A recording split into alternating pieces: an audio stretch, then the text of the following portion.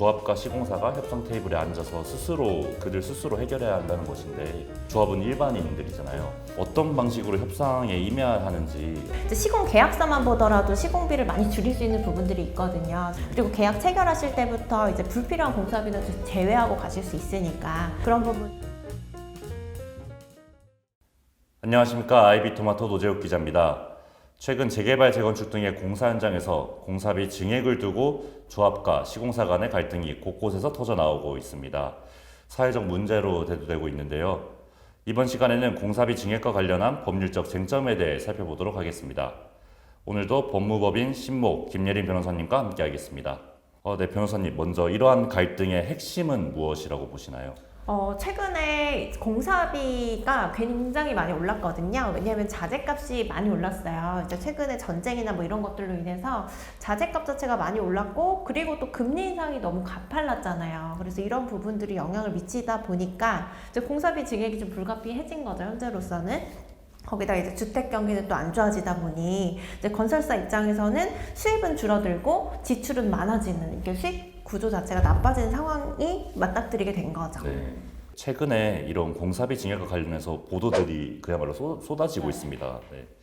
이제 쟁점은 소비자 물가 지수와 건설 공사비 지수 중에 무엇을 적용할 것인가를 두고 많이들 다툼이 발생하더라고요. 이 두 지수의 차이에 대해서 간략하게 설명해 주실 수 있으실까요? 이게 말 그대로 보시면 되는데, 소비자 물가지수라는 거는 우리가 일상생활에서 소비를 할 때 뭐 상품이나 서비스 관련된 물가로 보시면 되고, 네. 이제 그 건설 공사비 지수라는 거는 사실 이게 직접 공사비에 들어가는 뭐 재료비라던가 노무비라던가 뭐 이런 것들에 대한 물가를 얘기하는 거거든요. 네. 근데 이게 문제는 최근에 이제 일반 소비자 물가 지수 같은 경우에는 한 6%대 정도 20년부터 지금까지 봤을 때 올랐는데, 이 건설 공사비 지수가 한 20%대 이상 올라버린 거예요. 그러니까 괴리가 너무 크죠. 네. 네. 근데 이제 기존에는 시공사에서 계약을 할 때 어떻게 했냐면, 소비자 물가 지수를 기준으로 해서 공사비 증액을 하도록 이제 했었거든요. 근데 이게 괴리가 너무 커지다 보니까 소비자 물가 지수에 따라서 이제 공사비를 증액하면 너무 손해가 커지는 거예요. 조합이나 뭐 이런 사업 시행자 입장에서는 사실 뭐 소비자 물가 지수를 적용하기로 이제 계약상 되어 있는데, 네. 이걸 이제 임의대로 바꿔서 하는 건 좀 부당하다. 그리고 그렇게 되면 이제 조합원들이나 뭐 이런 입주자들의 어떤 뭐 반발에 부딪힐 수 있다라고 해서 이제 쉽게 합의점을 찾지 못하게 되는 거죠. 네. 네, 시공사가 요구하는 그 공사비 증액안에 따라주면은 그 조합원이 부담해야 할 금액이 엄청 크게 늘어난다고 하던데, 실제적으로 뭐 사례를 들어서 말씀해 주실 수 있으실까요? 네, 이게 뭐 재개발 재건축 조합 아파트를 그냥 봤을 때, 물론 다른 일반 분양도 마찬가지긴 하지만 봤을 때 크게 보면은 분양 수입에서 거의 수입이 된다고 보시면 되고, 그리고 공사비나 이런 사업비 비용이 나가는 거잖아요. 근데 이제 특히 이제 이미 아직 뭐 착공이 되지 않거나 뭐 이런 사업장 같은 경우에는 좀 뭐 분양 시기를 늦춰가지고 분양 수입을 늘리는 방향도 가능할 수가 있는데, 예를 들어 레미안 원밸리 같은 곳들, 이런 곳들은 이미 일반 분양까지 다 끝났거든요. 네. 그렇게 되면은 그 상태에서 일반 분양 수입은 고정적으로 잡혀 있는데 이제 그 공사비만 늘어난다. 이렇게 네. 되면 그건 고스란히 이제 조합원 추가 분담금으로 늘어나게 되는 거예요. 네. 그래서 지금 레미안 원밸리 같은 경우에도 조합원이 한 2,000명 정도가 되는데 한 2,000억 정도 공사비 올려달라고 하고 있거든요. 네. 그렇게 되면은 한 조합원 1억 원 정도 추가 분담금을 더 내게 되는 거죠. 그래서 공사 지연이나 뭐 이런 것들로 인해서 사실 조금 더 비용이 늘어난다라고 봤을 때는 이보다 더 많은 추가 분담금을 또 물어야 될 수도 있는 상황이 되는 거죠. 그래서 조합 입장에서는 이런 것들을 이제 조합원에게 설득하기가 좀 어려운 거예요. 네. 공사비를 증액하려면 조합원 총회를 거쳐서 결국에는 결정을 해야 되는데, 조합원들 설득이 사실 어려운 거죠. 그래서 네. 이제 쉽게 또 올려줄 수가 없고, 그렇게 되면 이제 시공사 입장에서는 공사를 할수록 계속 손해가 나는 구조다 보니까 이제 공사비를 두고 갈등이 발생해서 사업이 좀 잘 진행이 안 된다거나 이런 사례들이 이어지는 거죠. 네. 국토부와 지자체가 이러한 갈등을 중재할 수는 있지만 강제성은 없는 걸로 알고 있거든요. 결국 이제 조합과 시공사가 협상 테이블에 앉아서 그들 스스로 해결해야 한다는 것인데, 어떻게 보면 이제 시공사는 뭐 전문가라고 볼 수 있지만 조합은 일반인들이잖아요.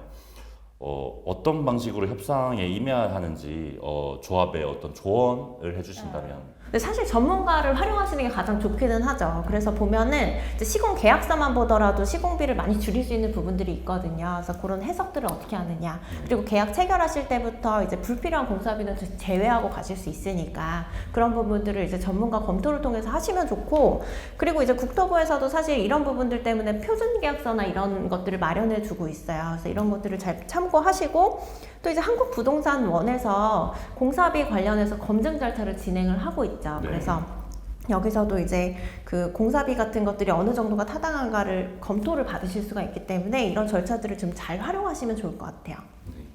공사비 증액 갈등으로 뭐 둔촌주공도 그렇고 공사가 중단되는 경우는 사실 최근에 어느 정도 사례가 좀 있었습니다. 근데 또 한 보도를 보니까 이제 시공사 측에서 주민들의 입주를 아예 막아버리는 경우도 발생하고 있더라고요.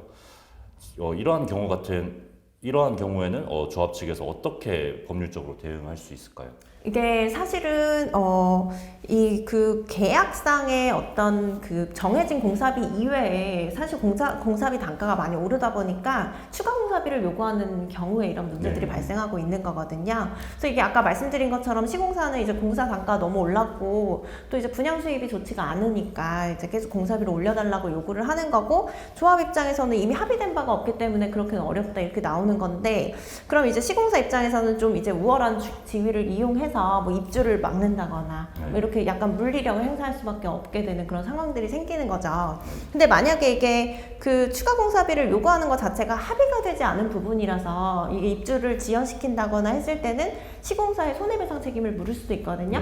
근데 이제 조합 입장에서는 그게 현실적으로 좀 어려운 게 소송 자체가 기간이 너무 오래 걸리고, 그리고 입주가 지연되거나 공사가 지연되면 거기서 발생하는 비용들이 굉장히 많거든요. 근데 이것들을 사실 부담할 자력이 별로 없고 이제 그 사업비 대출이나 이런 것들은 거의 다 시공사 보증으로 나가거든요. 그래서 둔촌주공 같은 경우에도 마찬가지였는데, 이게 시공사가 동의를 또 해주지 않으면 사업비 같은 것들이 만기가 도래해서 갑자기 갚아야 되는 이런 상황이 발생할 수가 있기 때문에 이제 조합도 적절히 협의를 할 필요가 있게 되는 거죠. 원자재 가격이 이제 어떻게 될지 모르니까 공사비 증액 갈등도 뭐 앞으로도 뭐 없어지리라는 보장이 없는 상황입니다. 국토부나 지자체가 적극적으로 뭐 중재하고 관여할 수 있는 어떤 법적 기준이 마련돼야 한다고 보시나요? 일단 구체적인 기준이 마련되는 거는 좋겠죠. 그리고 현실적으로 좀 반영이 돼야 될 것 같아요. 그래서 국토부에서도 실제로 표준계약서나 뭐 이런 것들에 좀 그동안 이제 그 물가, 그러니까 그런 경우가 있었어요. 그래서 보통 어떻게 시공계약이 체결이 되냐면 착공 전까지는 이제 계속 물가 변동에 따라서 이제 변동이 되게 공사비가 그렇게 바뀌고, 착공이 되면은 그때부터 이제 공사비가 고정되는 구조였거든요.